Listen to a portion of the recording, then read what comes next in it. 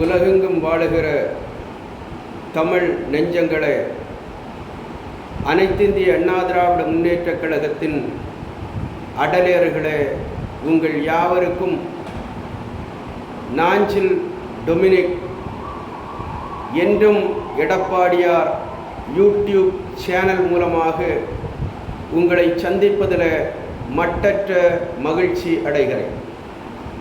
அருமைக்குரியவர்களே, இன்றைக்கு எந்த பொருள் குறித்து நாம் விவாதிக்க இருக்கிறோம் என்று சொன்னால், மாறுகிறதா தமிழக அரசியல் களம்.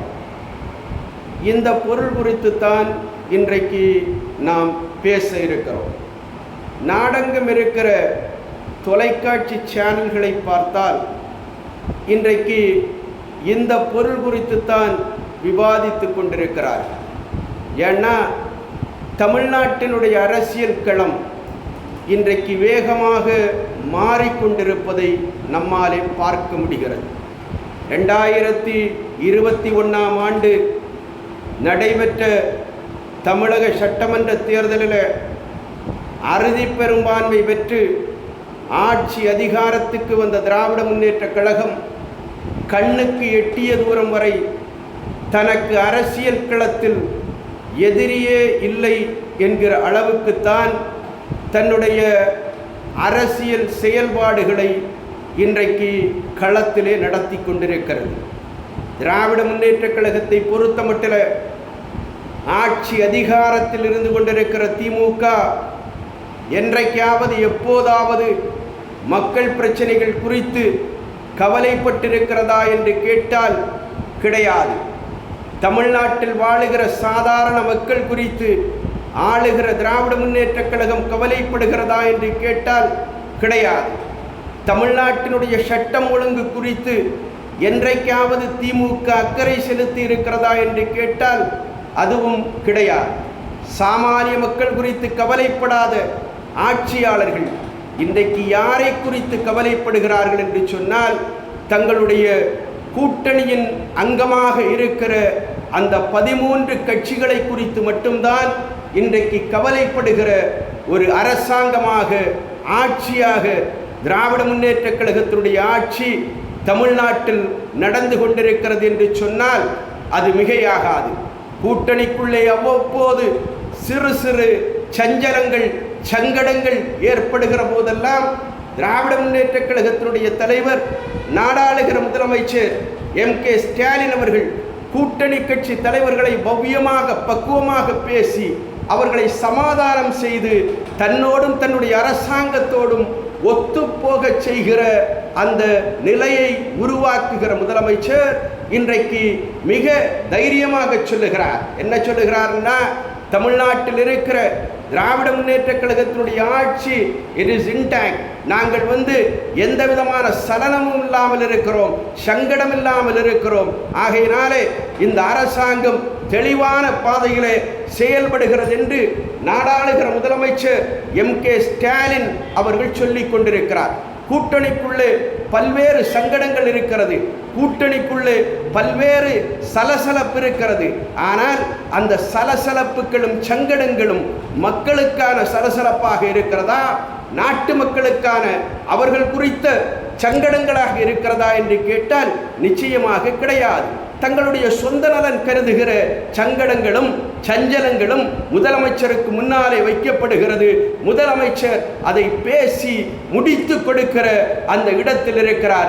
ஆக இன்றைக்கு திராவிட முன்னேற்றக் கழகத்துடைய கூட்டணியிலே அங்கம் வகிக்கிற கட்சிகளாக இருக்கிற மக்கள் நலன் பேசுகிற, தொழிலாளர்கள் நலன் பேசுகிற அந்த கம்யூனிஸ்டுகள் துவங்கி விடுதலை சிறுத்தைகள் முதல் அத்துணை பேரும் இன்றைக்கு ஆட்சியாளர்களுக்கு ஆமாம் சாமி போடுகிறவர்களாக அரசியல் களத்தில் இருந்து கொண்டிருப்பதைத்தான் நாடு பார்த்து கொண்டிருக்கிறது என்பதை நாட்டு மக்கள் மறந்துவிடக் கூடாது.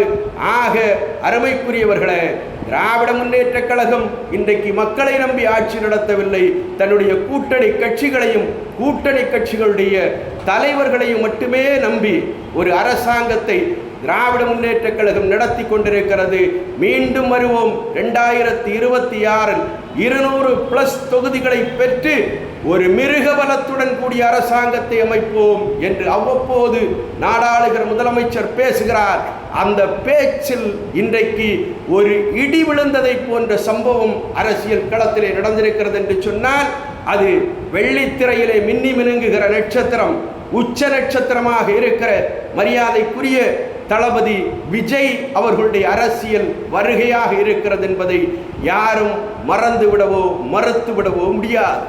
நடிகராக இருக்கிற விஜய் திடீரென்று 2024ஆம் ஆண்டில் ஒரு அறிவிப்பை வெளியிடுகிறார். நான் அரசியலுக்கு வருகிறேன், அரசியல் கட்சி துவங்குகிறேன் என்று. திராவிட முன்னேற்ற கழகத்துடைய எண்ணத்தில் ஒரு சில தயக்கம் இருந்த போதிலும் கூட அதிகமாக விஜயனுடைய அறிவிப்பை சட்டை செய்யாமல் தான் திராவிட முன்னேற்ற கழக ஆட்சி இருந்தது. ஆனால் 2024ஆம் ஆண்டு நடிகர் விஜய் விக்கிரவாண்டியிலே நடத்திய அந்த மிகப்பெரிய பிரம்மாண்டமான மாநாடு, அந்த மாநாட்டிலே திரண்ட லட்சக்கணக்கான இளைஞர்கள், கிட்டத்தட்ட 18 வயது முதல் 40 வயதுக்குட்பட்ட பல லட்சம் இளைஞர்கள் தன்னெழுச்சியாக அந்த மாநாட்டிலே திரண்டு வந்தது ஆளுகிற திராவிட முன்னேற்ற கழகத்தினுடைய உருவத்தை உயரச் செய்தது. திராவிட முன்னேற்ற கழகத்தை ஆச்சரியத்தின் எல்லைக்கு கொண்டு போய்விட்டது. திராவிட முன்னேற்ற கழகத்துக்கு ஒருவித சலனத்தை, சலசலப்பை திமுகவுக்குள்ளே விஜயனுடைய வருகை உருவாக்கியது என்பதில் எந்த விதமான சந்தேகமும் இருக்க முடியாது. மாநாட்டு திடலிலே பேசிய நடிகர் விஜய் என்ன சொன்னாருன்னா, என்னுடைய அரசியல் எதிரி, my political enemy it's DMK, ஆளுகிற திராவிட முன்னேற்ற கழகம் என்று அறிவித்த நடிகர் விஜய் இன்னும் சொன்னார், 2026ஆம் ஆண்டு நடைபெறுகிற தேர்தலில் திராவிட முன்னேற்ற கழகத்தை வீட்டுக்கு அனுப்புவதே தமிழக வெற்றி கழகத்தினுடைய கொள்கை, என்னுடைய கொள்கை நோக்கம் என்பதை அந்த மாநாட்டு மேடையில் விஜய் பிரகடனம் செய்ததை இந்த நாடு பார்த்து கொண்டிருக்கிறது. அருமைக்குரியவர்களே, இந்த அறிவிப்பு தான் திராவிட முன்னேற்ற கழகத்தினுடைய எதிர்கால எண்ணங்களிலே ஒரு பேரிடியாக இறங்கியது என்று சொன்னால் அது மிகையாகாது. திராவிட முன்னேற்ற கழகம் என்ன நினைத்தது, யோசித்ததுன்னா, அரசியல் களத்திலே தனக்கு எதிரி இல்லை, எதிரியில்லாத அரசியல் களத்திலே பந்துகளை அடித்து ஆடிக்கொண்டிருந்த திமுக அவர்களுடைய எண்ணமெல்லாம், ஏக்கமெல்லாம் 2026 தேர்தல் களத்தில் பட்டத்து இளவரசராக இருக்கிற உதயநிதிக்கு நாடாளுகிற முதலமைச்சர் என்கிற முகுடத்தை சூட்டிவிடலாம் என்கிற எண்ணத்தில் இருந்த திராவிட முன்னேற்ற கழகத்தினுடைய அந்த எதிர்பார்ப்பில் விழுந்த இடிதான் தமிழக அரசியல் களத்திலே தளபதி விஜயனுடைய வருகையாக இருந்து கொண்டிருக்கிறது என்பதில் எந்த விதமான சஞ்சலமும் தயக்கமும் இல்லை.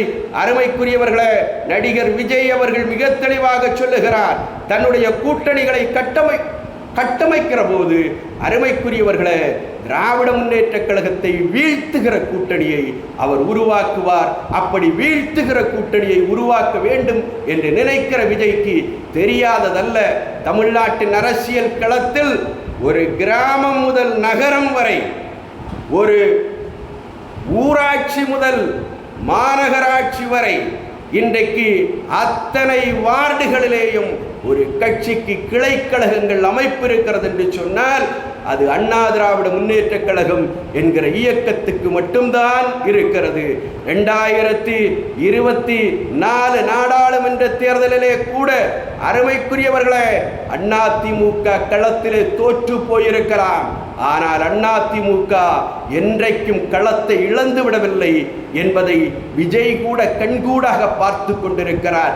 40% இருந்த அதிமுகவின் வாக்கு வங்கி வேண்டுமானால் 24 என்கிற அளவுக்கு இறங்கி வந்திருக்கலாம். ஆனால் இன்றைக்கும் தமிழ்நாட்டின் அரசியல் களத்திலே சிங்கிள் லார்ஜஸ்ட் பார்ட்டி என்று பார்க்கிற போது அந்த பெருமை வரலாறு அதிமுகவுக்கு மட்டும்தான் இருக்கிறது என்பதை அரசியல் களம் மறவாது. இந்த வரலாறு விஜய் அவர்களுக்கு தெரியாததும் அல்ல.